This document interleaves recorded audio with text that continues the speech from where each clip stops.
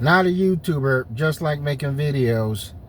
And your boy Antonio Speaks. He is being dragged. Antonio Speaks or Antonio Talks. I could have sworn his channel was Antonio Speaks. There's people who refer to him as Antonio Speaks.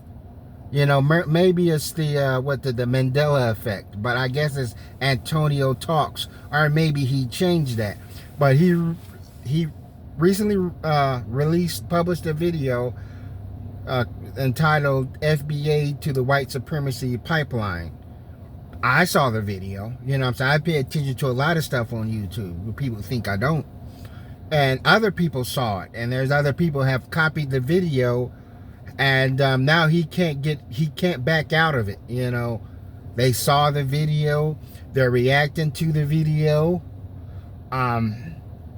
So, you know, and comparing FBA to white supremacy, it, you know what I'm saying, it's kind of destroying his credibility, because, you know what I'm saying, I'm rooting for him.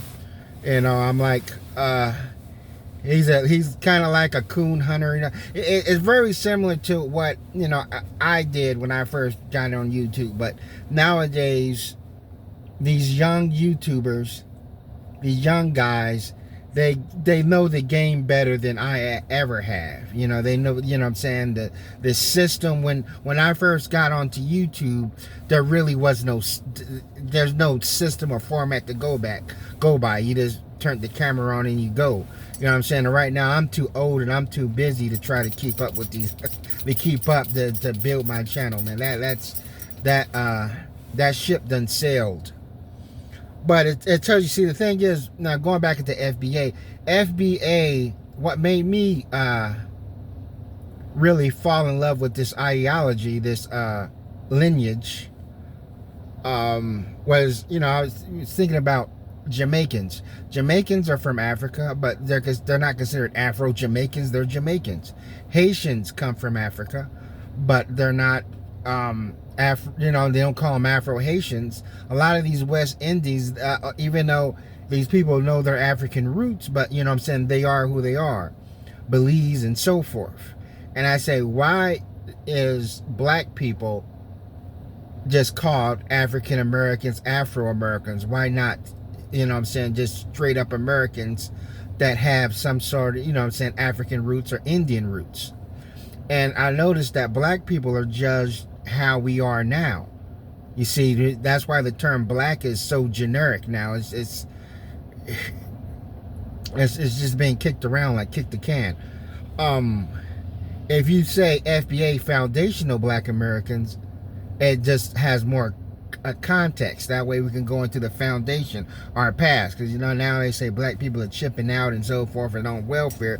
We're being judged by our by what's going on now, and even that is hyperbabble.